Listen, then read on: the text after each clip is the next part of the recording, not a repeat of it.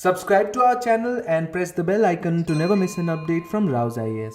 Do not forget to subscribe to our Telegram channel for all the updates and materials. Hello and welcome to Daily News Simplified, an answer to what, why and how of newspaper analysis from the perspective of UPSC Civil Services Examination. Today we have taken up daily edition of The Hindu newspaper dated 13th of July 2021. The articles which we are going to cover today have been displayed on the screen. And let us now begin with this short DNS. Don't permit Mekedatu project all party meet appears on page number 8. So a meeting of all legislature parties in Tamil Nadu, including the BJP, have unanimously passed a resolution yesterday urging the union government not to accord permission to Karnataka for building a dam across the Kaveri at Mekedatu. Now this directly deals with the sharing of river water among two or more states. And under the GS paper 2, it directly gets covered under issues and challenges pertaining to federal structure. Because more often than not, two states or more than two states fight among themselves or even with the center with respect to the sharing of water. And so in this regard, we are going to start our discussion by first understanding the constitutional provision with respect to this particular mechanism. Then we'll deal into the legislative provision, which is in the form of Interstate River Water Disputes Act 1956. What are the challenges in this particular act, because of which the government has come up with Interstate River Water Dispute Bill 2019, which does away with most of the problems with the earlier or the current act has. And so let us now begin the discussion. So the Constitution of India under Article 262 provides for adjudication of disputes relating to waters of interstate rivers or river valleys, where the Constitution says Parliament may by law provide for the adjudication or resolution of any dispute or complaint with respect to three things: use, distribution or control of waters or any interstate river or river valley.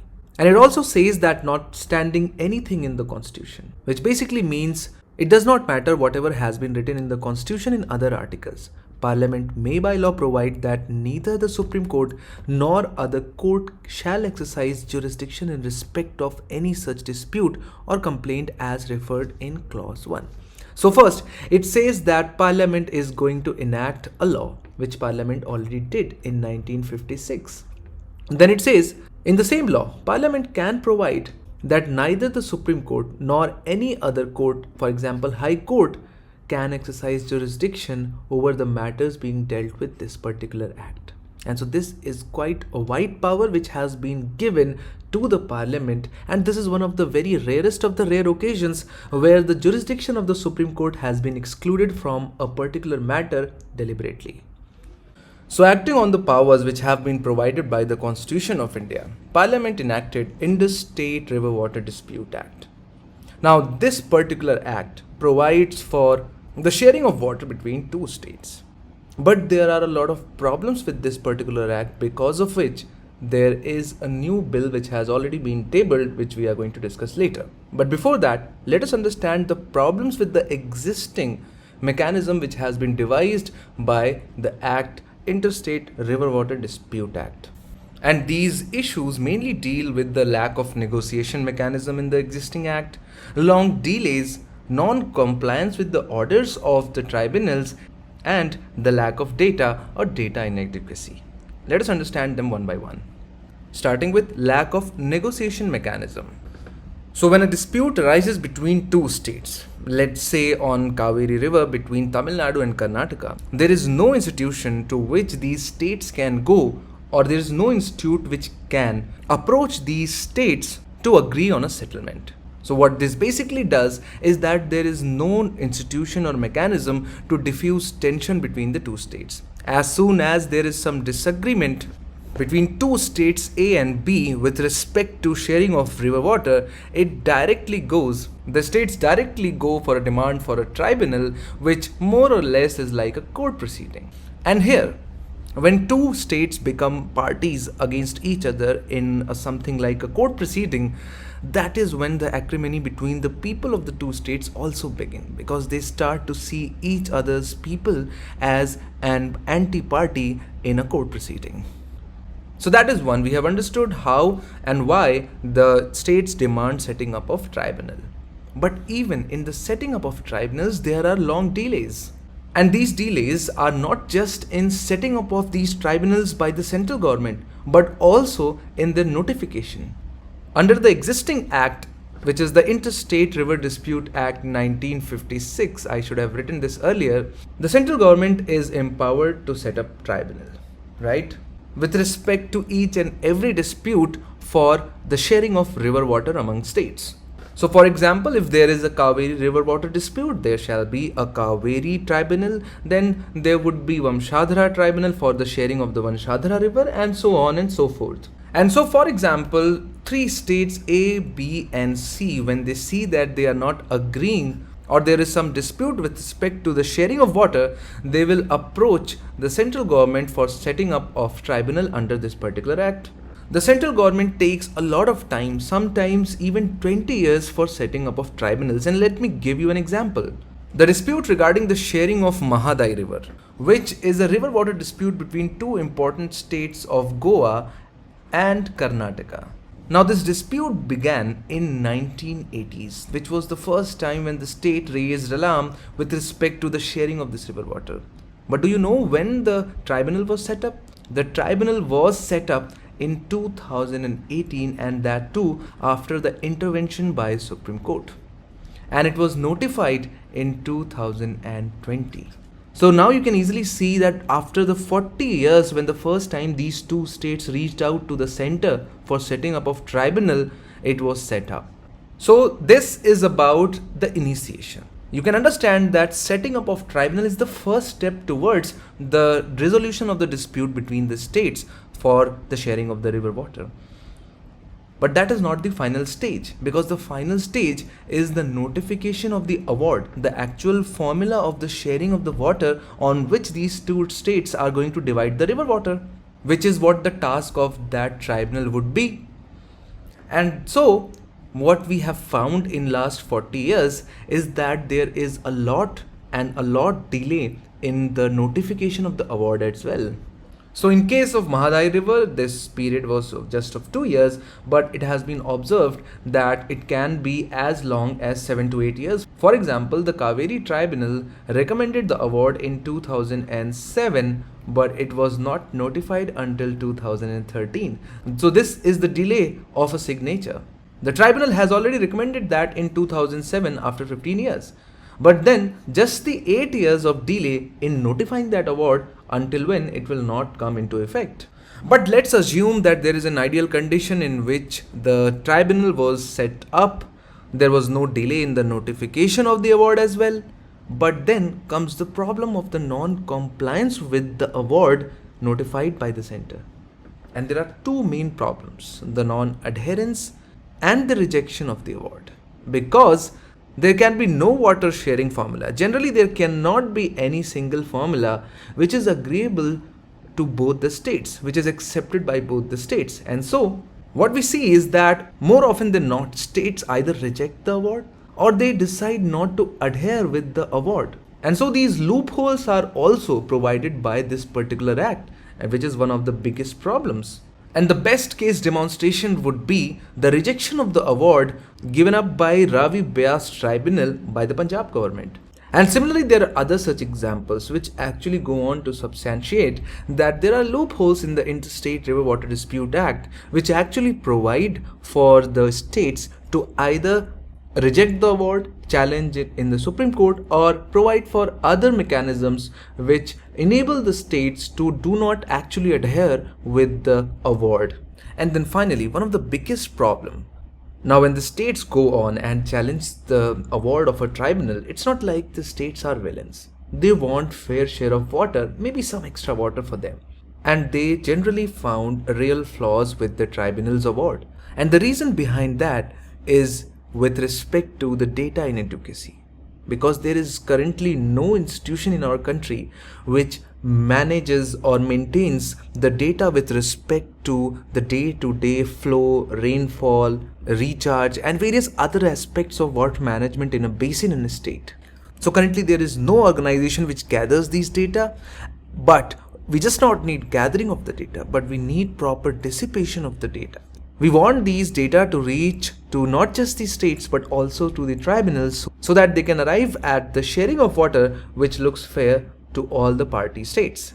So there needs to be an institution which maintains river-wise, basin-wise, tributary-wise data of flow and rainfall in that particular area. Only then the river sharing would be rational and fair. So taking into account all these loopholes, lack of negotiation mechanism, long delays, non-compliance and data inadequacy, the Government of India in 2019 came up with the Amendment Bill 2019.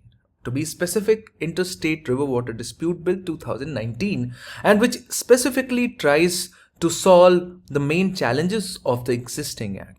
And let us go through each of them to understand how it improves upon the existing framework in a phase-by-phase manner.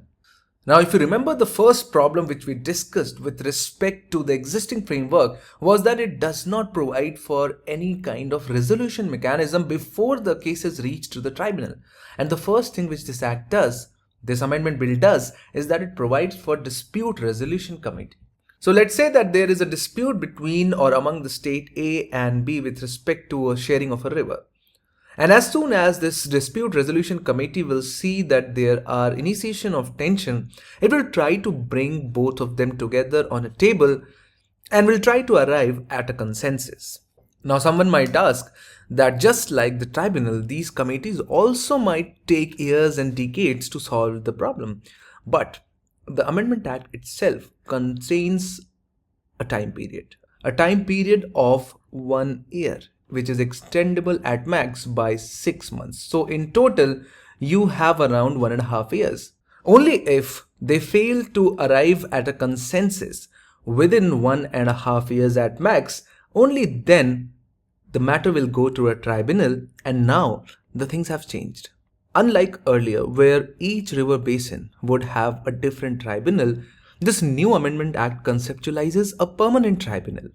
And now you can easily understand how the permanent tribunal, a tribunal which is always or perpetually in existence, will save time, because the main bottleneck in earlier case or in the current case is that the government takes a lot of time to set up the tribunal. But now the tribunal will be permanent and there is no need for setting it up. And so the Amendment Act specifies the constitution or the membership of this tribunal. It will consist of experts who are experts in federal relation as well as in the matters related to the sharing of the river water, as well as it will have judicial members. And then for solving each and every particular river water sharing dispute, it will have multiple benches. Now one bench will deal into one river basin sharing, and these benches will be dissolved post the award. And so if there is a new dispute between A and B, it will first go to dispute resolution committee, which will have 1.5 years. And if that passes by without an agreement, without a consensus, it will go to the permanent tribunal, which will immediately form a bench, which will give the award, and it will dissolve after that. Now you might wonder that if the multiple benches are being formed for dealing into various different river disputes, then just like the tribunal, these benches can also delay the award. But that has been taken care in the insertion of a clause which says that it shall be mandatory for the benches to give the final award within 2 years, which at max can be extended by 1 more year to 3 years. So you can see that earlier these time limits, these deadlines did not exist, and now it has been taken care of. And so now after the passage of this amendment bill, it shall become a statutory requirement of the tribunal to publish the award in a time-bound manner. Now some of you who were listening very carefully would know that one of the bottlenecks is the non-acceptance of the award by the states. And so you would wonder what is the big deal even if the tribunal gives the award within 1 year? The states have the freedom not to accept it. And now this particular Amendment Act removes those provisions. It clearly and unambiguously mentions 2 things. First is that this award shall be final and binding on all the parties which approach the tribunal, and so there cannot be any escape to it. And so this is a statutory provision which has been inserted through the amendment bill. And also it obviates the need to notify the award, which was also the delay points earlier.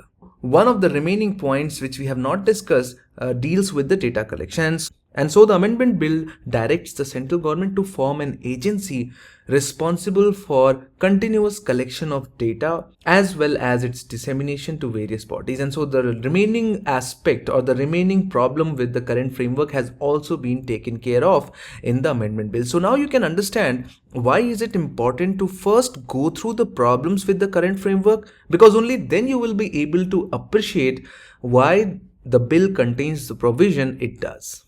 Inflation remains above 6% in June. Fuel and light inflation touches 12.7%. Oil, fats and eggs lead food price spike. So after touching a 6-month high in May, retail inflation remained virtually unchanged in June at about 6.3%, staying out of the central bank's comfort zone for the second month in a row. Now, inflation is one of the very important determinants of economic growth, and not just economic growth, but the growth of UPSC aspirants as well, because just look at this instance from 2020 prelims examination, where UPSC asks, consider the following statements. Statement 1, the weightage of food in consumer price index CPI is higher than that in wholesale price index known as WPI. Statement 2, the WPI does not capture changes in the prices of services which CPI does. Statement 3, Reserve Bank of India has now adopted WPI as its key measure of inflation and to decide on changing the key policy rates. Which of the statement given above are correct? And now you can easily understand how inflation becomes important for UPSC, especially the prelims stage as well. And let me assure you that this is not very easy question. It requires you to have a clear-cut understanding of CPI, WPI and how they are different. And so we will begin with that comparison, and then we will go on and understand how we calculate inflation and then what are the factors which are driving the current inflation rate in our country. And let me tell you this important coincidence. In the DNS dated 4th of January 2020, which is like 8 months before the prelims examination, we discussed this chart which has all the information it takes to solve this question. And so we'll start the discussion with the same comparison chart between WPI and CPI. So WPI is measure of inflation at the wholesale level, whereas CPI is the measure of inflation at the retail level. So you know that buyers exist both at the consumer level, which we form important part, because we don't go to the wholesale market for vegetables. We go to the local retailer or the grocery shop. Whereas the business people, the people who are involved in business, have to go to the wholesale market. And so the markets exist at two levels, and hence the inflation exists for these two different markets. And so that is why the calculation of WPI is done by Ministry of Commerce and Industry, because that is not something which is impacting the consumer directly. Of course, indirectly it does. But that is an easy way to remember who calculates WPI, because it is for wholesale market, and so Commerce and Industry Ministry is the one concerned with it. Whereas the CPI, which is the Consumer Price Index, is calculated by National Statistical Office or NSO under the Ministry of Statistics and Program Implementation. For both of them, the base year is 2011-12 and 2012. Now, the basket of goods under the WPI is different from basket of CPI. Because under WPI, you have primary articles, manufactured products and fuel and power. And highest weightage is given to manufactured products. Whereas if you look at CPI, the one which is consumed or centered around consumers, consists of what we consumes or what we spend maximum on, which is food and beverages, pan, tobacco and intoxicants, clothing and footwear, housing, fuel and light, miscellaneous, which includes services of education and healthcare, and transportation, which is also a service. But the highest weightage is given to food and beverages. So on an average, an Indian household has the maximum expenditure on food and beverages, and that is why highest weightage has been given in the CPI to this particular category. Now, when the food prices increase, which is what is happening now, will it impact WPI the same way as it does CPI? Of course no, because you can see that the highest weightage is given to manufactured product, and so the impact of increase in food items is less on WPI as compared to CPI, since the WPI provides higher weightage to manufactured products and lower weightage to food items. Whereas the impact of increase in food items would be much wider on CPI because it has the highest weightage of foodstuffs. Now, as you can clearly see, there is no health, education and transportation here, and so under WPI, there is no service sector which is included, but it forms an important part of the CPI. Under WPI, there is no inclusion of taxes, whereas CPI has the inclusion of taxes. Now, we know that RBI has been given a mandate to maintain the inflation rate between 2 to 6% or 4% plus minus 2%. Now, what is this value, whether it is WPI or CPI? Now, the government does not want the average consumer to face the inflation at a very high rate. And so it makes sense that RBI is required to maintain CPI rate of inflation of 4% with a deviation of 2%, whereas RBI does not take into account WPI. So RBI targets inflation rate, which is CPI. And so let us now go back to the Prelims 2020 question and try to solve it. The weightage of food in consumer price index is higher than that in WPI, which is correct. We have seen that. WPI does not capture changes in prices of services, which CPI does, which is also correct. RBI has now adopted WPI. No, this is wrong because RBI has adopted CPI as its key measure of inflation and to decide on changing the key policy rate. And so the statement 1 and 2 are correct, leading us to the right answer A. And so often students ask about the base effect. What is this base effect? Now, to understand the base effect, we'll have to go through some calculations. You know that rate of inflation in current year depends on the rate of inflation in the previous year because the rate of inflation is equal to prices in the current month minus prices in corresponding month of the previous year divided by prices in the corresponding month of previous year into 100. And so, if the prices were very, very high in the same month last year, which means that denominator would have high value and so you will have low rate of inflation because of base effect. Similarly, if the prices were very, very low, unusually low in the same month last year, your denominator will be low and hence your rate of inflation will be high because of the base effect. And so let us understand these two scenarios. Under scenario 1, let's say the price of an item A in 2019 May is 100 rupees and in May 2020 it is 150 rupees and in May 2021 they have increased to 200 rupees. So how are you going to calculate the inflation? For the first year, inflation would be calculated for May 2020. It would be done in a way by applying this formula. Prices in current month, which is 150, minus prices in corresponding month of the previous year, which is 100, divided by prices in corresponding month of the previous year, divided by 100, which is 50 by 100, which is 50% inflation. And similarly, if you apply the same formula, it comes out to be 33.33%. Because then you are going to subtract 150 from 200 and divide it by 150 into 100. Again, to show you how the base effect changes the whole game, you have the same starting point and the same ending point, but the middle point is different. So let's say for an item B, it starts at 100 just like item A, but in May 2020 it was 110. So rate of inflation was 10%. In May 2021, the prices have gone up to 200, just as the way item A has gone. But item A has 33.33% inflation rate, whereas item B has 81.81% inflation rate, just owing to the base effect, because the base would be 110 in this case and 150 in this case. And so this is what is known as base effect. And so let us now quickly understand the reasons behind the inflation in our country right now. And there are 4 reasons behind that. Imported inflation, increase in certain food items prices, increase in services prices, and low base effect, which we just understood. So increase in global commodity prices such as crude oil, edible oil, all of us are feeling this particular instance of higher crude prices.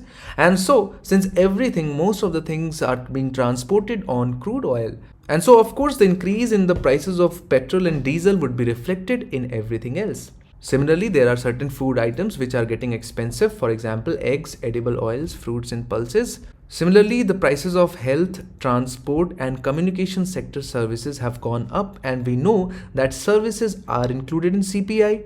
And due to lockdown last year, the prices of most of the goods had declined because of the low demand. And so that is why we have low base effect, which would reflect in higher inflation prices.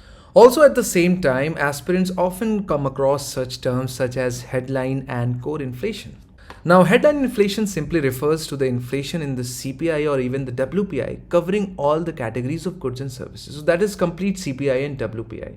But on the other hand, the core inflation excludes the volatile categories, such as food, fuel, in order to measure the increase in the prices of goods and services in general. So you know that due to various reasons, some or the other component of CPI and WPI would deviate from the general trend. So for example, if the rate of inflation in general is low, but for let's say sudden reduction in rainfall, the prices of vegetables shoot up. But that is quite temporary, but that will take up the overall inflation trend high in that particular month. But that is not what is the general trend, and that general trend is called the core inflation. And so a drastic fall in the food and fuel prices can bring down the headline inflation by a large extent. However, the core inflation may remain unaffected. So don't get confused. RBI right now is targeting CPI headline rate of inflation, which is the complete CPI and not the core inflation. Now, a debate which has cropped up in last 2 years is that what should be actually targeted by RBI, whether it is headline, which is what is RBI doing right now, or should it resort to targeting the core inflation, because which is what is the normal trend. And so in this regard, Economic Survey has highlighted that the sole focus on CPI headline rate of inflation may not be appropriate on account of number of reasons. And accordingly, it has recommended that a greater focus on core inflation is warranted because of 4 specific reasons. First, headline inflation may take place due to volatility in prices of crude oil and food commodities over which RBI has no control. For example, failure of monsoon, lack of cold chain infrastructure, supply side bottlenecks usually lead to increase in food prices. And accordingly, RBI changes its monetary policy, which is going to have no impact on this particular inflation. Similarly, increase in crude oil prices, the import of crude oil prices is not connected with the monetary policy of RBI. But RBI is changing its monetary policy as a result of these increase in prices. Then second, most of the time inflation in food commodities is transitory and may not require any policy change by RBI. It could be just a 1-month phenomena. But RBI comes up with a policy for 3 months, and so that could not be justified. Third, if the RBI tries to control inflation due to volatility in prices of food commodities, it can prove to be counterproductive. For example, to control inflation, rate of interest would increase, which will lead to decline in investment and consumption expenditure, which will result in economic slowdown. And lastly, to measure inflation correctly, weightage must be assigned to different categories of commodities depending upon their share in the household expenditure. Higher the share, higher should be the weightage. And the share of food commodities in household expenditure has declined since 2011-12. Yet the CPI gives a weightage of around 45% to food commodities, as we have already seen. So I hope with this discussion, it was clear to you as to what the inflation, especially the WPI and CPI differences, headline and core differences, and how the base effect impacts the rate of inflation.